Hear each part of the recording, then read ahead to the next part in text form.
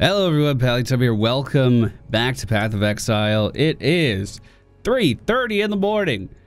I've been awake about 19 hours. I tried laying down, it just did not work out. So I decided what we would do is a late night Uber lab.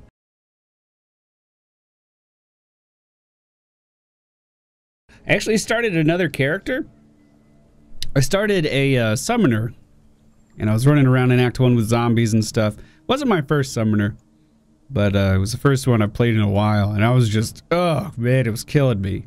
I would have much more fun doing this, and I mean, I've been hyping up how much I wanted to do this cruel lab, and it's just been taunting me. So we're gonna head in here today. Make sure we have our auras on. My defenses are not capped, so we might just die. We are sitting at 2378 health. We have not changed our gear at all since starting this series. All of our health upgrades are just strictly coming from our passives tree. If you've never seen the Labyrinth before, essentially if we get to the end, we are rewarded with an ascendancy point, which can drastically improve the power level of our character. But it's pretty treacherous.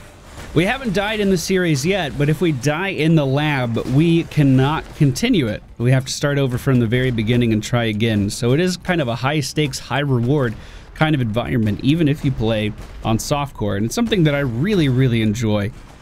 I've always taken extra time to do lab runs. I've also farmed Uber labs on a couple characters prior to the resets for the passives tree. I haven't got back to any of my old characters since the reset went in. Just moving forward, onward and upward. So what you're listening to right now is my new microphone setup. Hopefully I have all the kinks worked out of it. If I sound a little breathy, it's because I am. I do that to survive. But also, yeah, I'm just tired. I tend to get a little bit more breathy when I'm tired. But this new microphone setup should already be out on other videos, and I'll just be fine-tuning it a little bit from here on. That's kind of the weird part of having, you know, what is this, episode 7 I have recorded for PoE, but I think only episode 2 is on the channel live right now. Maybe 3 is on the channel live right now, so I'm a little ahead there. So microphone quality is going to be all over the place for our various series right now. As you can see, lots of traps in this version of the Labyrinth as well. All of those traps do percentage-based health damage. But I've heard taking the time to go out and look for these little side objectives is a bit more rewarding now. So I want to make sure that I'm still trying to do that, you know, weighing risk versus reward at least a little reasonably. The enemies don't seem too hard yet, but we also have not encountered the boss. We can look here to see the different layouts. I want to try to clear the whole fucking thing. I want to get as much loot at the end as possible. And sticking with our theme that we've been doing throughout this whole series, I want to explore as much of the Labyrinth as possible. There are shrines in here that can make the Labyrinth more difficult. There are chests that reward you pretty decent gear, like they scaled up how the chests in labs work. So it should be worth our time. Oh, we found a chest. An orb of elemental dispersion. What does that do? The next essence you hit will be killed instantly. Okay. Don't really know what that means, but we have it. All right, we found the other door. This one just leads to a side room that will then connect to the other area, so I definitely want to do both of these. I don't exactly know what this symbol on that third room there means, though. I've seen it before, just don't know what it means.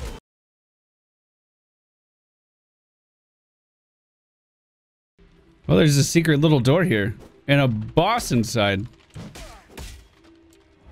I was gonna say, I know I see a place on the map here, but I don't know how to get inside. Well, that's new. Never seen. Oh, this is one of the things, the mysterious dark shrine. So this should make the Labyrinth harder. The pursuit of power can be you always deal critical strikes. Oh, never mind. It was a buff. I mean, I have a gem that says I don't deal critical strikes. So what does that mean? I also don't think either of my skills can crit. But hey, maybe they can. Maybe they can. Yeah, I really thought all of those made the dungeon more difficult. Maybe it's a random effect. Like, it can be beneficial, but it can also be a hindrance. Cool.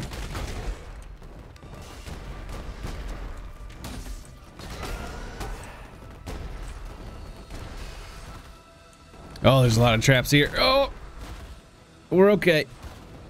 Just took more damage than I was expecting to there. Really quickly, actually. Jeez. Anything off to the left here? Looks like there's a little side area. But we have to go up to get to that. Alright, I'm down. I'm intrigued. What is it? What the fuck is this? So clearly there's a curious lockbox in there. That could give us keys for the chests at the end. But I don't know what this puzzle is.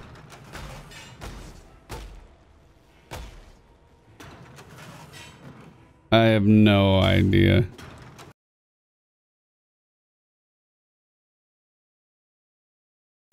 Well, I've deduced that we need to get the skull in all of these switches. And depending on which one you interact with, you take skulls away from others. Like, I got that. But I don't know which ones I need to interact with. That is for sure. I have it down to one corner. With just a face. If I hit this one in the middle, it will deactivate this one, but activate these two. Now, if I hit this this one, it'll turn both of those, oh yeah, all three of them to faces, and then that means that I just gotta hit that one. Fuck you, puzzle. I didn't like you. Okay, it was worth though. We got a treasure key. It was worth. It was worth. That took me an embarrassingly long amount of time, just for the record. Just so we're clear, that took me a long time. I think like 10 minutes. I'm gonna blame it on being tired though, and nothing else. Now again, if we were to die in the lab somewhere, we would not have that treasure key any longer. So we're choosing to go out of our way to try to get more loot out of this lab's run. But if we die, that's it. All of our time has been wasted and we have to start over from scratch. We are fully cleared with this place. We're heading on to the next one now. Oh! See, like, this is what I'm saying. My brain's just not working right. I 100% know that this is the boss symbol. I just forgot. I'm pretty sure that we can access the other path just to make sure we didn't miss anything. Yeah, it's right over here. So we could have completely skipped that area if we wanted to and headed straight for the boss because, you know, we've already explored this area. But we decided to go that extra path, get that treasure key, and we have the potential to get some better loot at the end of the round for that. All right. So the boss has a bunch of different mechanics that it can do, and it changes, I think, on a daily basis. But most importantly, you want to avoid those big ass hits that it does. Looks like this one is going to have elemental ads.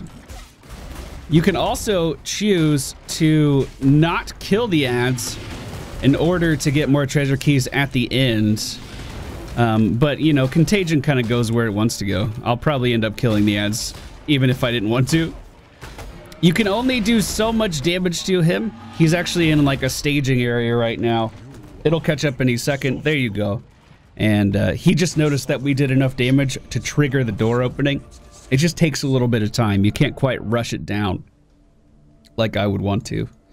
Now we're moving on. There's two paths that lead out of this area, so I'm going to fully explore this to see what we can find.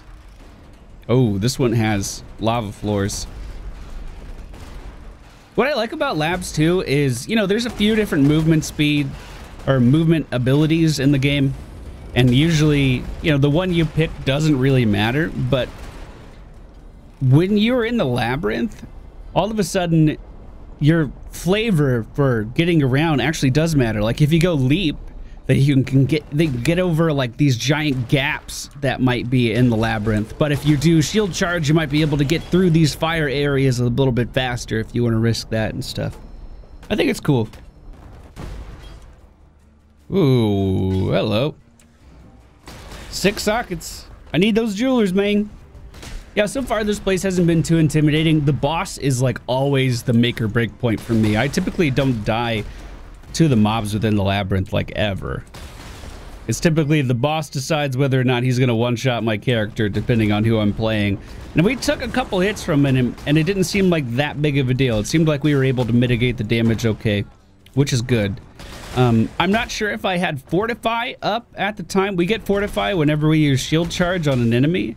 I'm not sure if Fortify was up when we were fighting him, so that'll definitely be worth keeping in mind. Also, we didn't kill any of those elemental ads, so those ads will actually come back in the second stage of the boss fight. And again, if we don't kill those ads and if we make it to the last area, we do get bonus keys for making the fight more and more difficult. So this place is all about risk versus reward. I love that.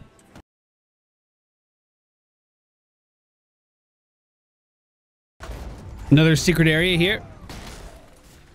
See, I can see the area on the map, but when you walk up to it, it just looks like a solid wall. So what's this one gonna do? It's another mysterious dark shrine. Death does not wait. What does that mean? What does that mean?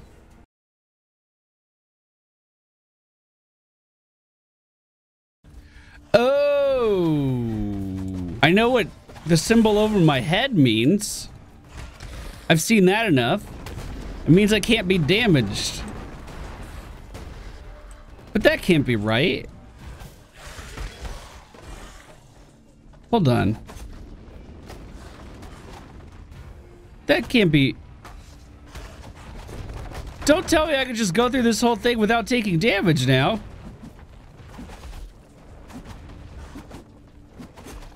What the fuck? Seriously?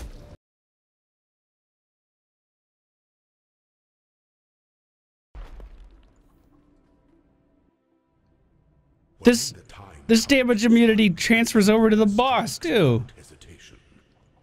Oh my god, it's unbelievable. It's still here. No, this... Wait, what is that? That's just my totem. Why can't... I've never seen this before. Is it just gonna wear off? He's getting buffed by these shrines, and I guess I'm just going to ignore the shrines in favor of killing him.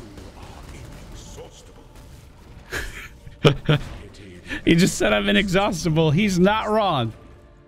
He's not wrong at all. There's literally nothing he can do to stop me. And the buff continues. Wow, we just unlocked easy mode Labyrinth. That took all of the tension out of it. There's nothing to be afraid of. Oh, here's one of those totems I can move. So this is what that looks like. There's a bunch of enemies that spawn in to try to stop you.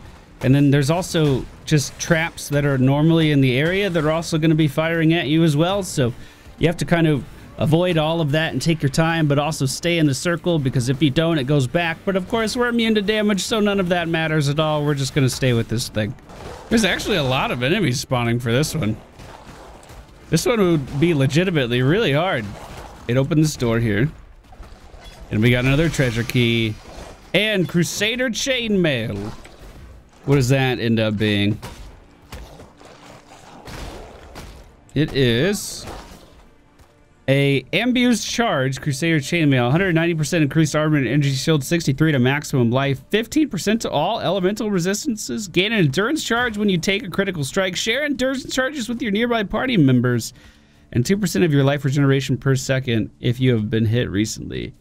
That seems like it could be pretty good if it had the right sockets on it, which of course that one doesn't. But I don't know, maybe someone will want that. I'll try to sell it. Oh, this path here transfers over to a silver key room. I don't have a silver key, so I'm assuming we'll find one in here. But that is, again, an additional chest. And those silver keys now share the same, like, rarity and quality bonuses as the chests at the end of the run. So these are worth doing now. Where there's a silver key, there must be a silver door.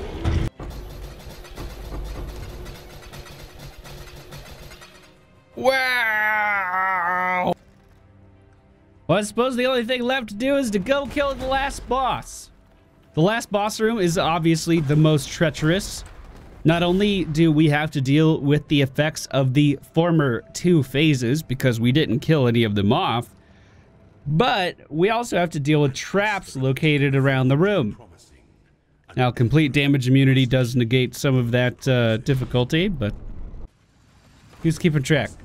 So we'd have to avoid this. Probably darts, too. We'd have to do this little maneuver over and over. Unless there's only one row of darts here. I think there is. So, as you can see, it pretty complicates things a lot. Oh, he also teleports you. I forgot that little facet of this fight. But I think we'll be okay. I have a hunch we're going to live through it. And that was by far the easiest run of labs I've ever seen in my life ever. Holy shit. So much for suspense and thrill. Hey, but, you know, I've had a long day. Maybe the game was going easy on me. We'll say that's what it was. So, we ended up getting how many keys? 4. 4 keys for the end here, which is pretty awesome. I'll go ahead and put our stuff in our stash really quick.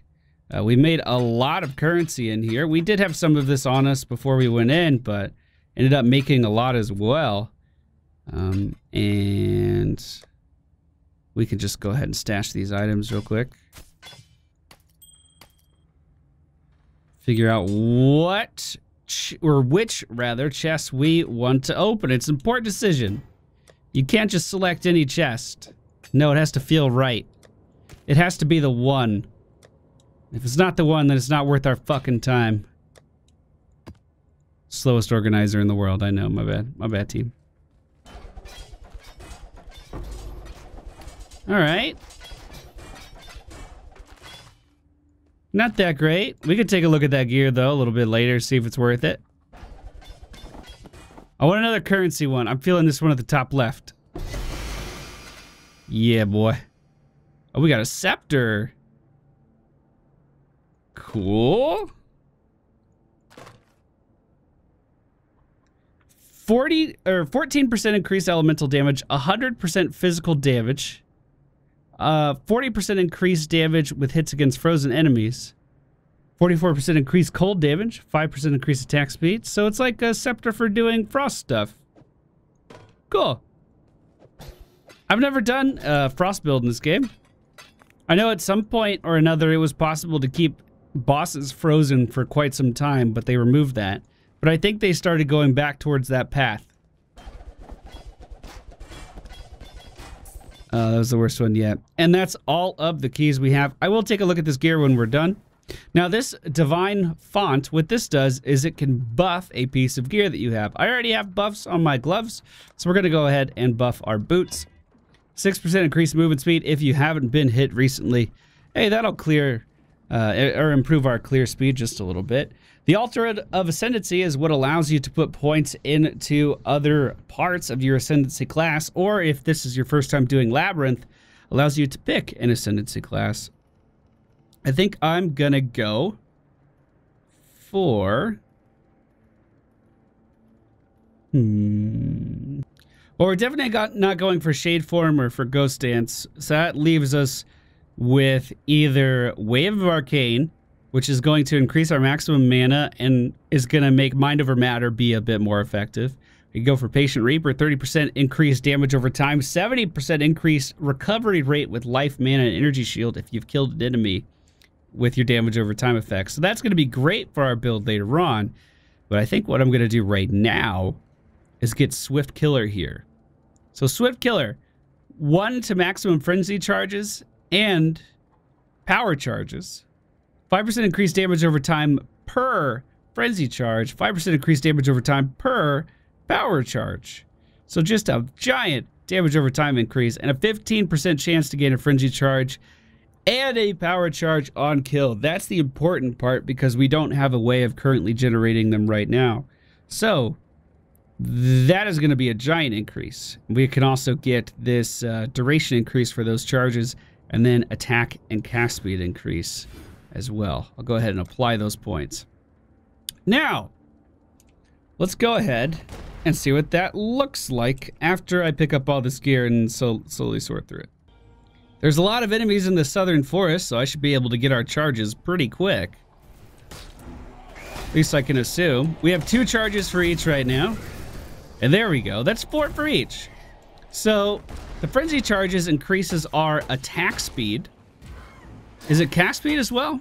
Yes, it is. And then the power charges, I'm actually not sure what they do. I've never run a power charge character. Power charges give us increased critical strike for each power charge. I guess we don't really need the increased critical strike. We're not using that at all.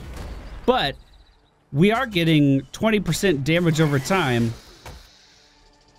for when we stack, like when we cap out on power charges. So that's definitely worth having. We could also opt in our talent tree really easily to get another frenzy charge. I think I could do that right now, actually, or maybe 1 point away. Yeah, right over here. We can increase our frenzy charge duration, which is going to be weird because they won't quite line up anymore. But we could also just get another frenzy charge, which is a damage over time increase. So obviously the power spike we got out of there was pretty strong, and the Labyrinth once again provided us with a way to make our character even better. That's going to wrap up today's video, guys. Thank you all for watching. Hope you enjoyed. I am going to try to lay down and get some sleep, I promise. And then maybe I'll be all together. My brain will be all here for the next episode. Well, I don't know. We'll see.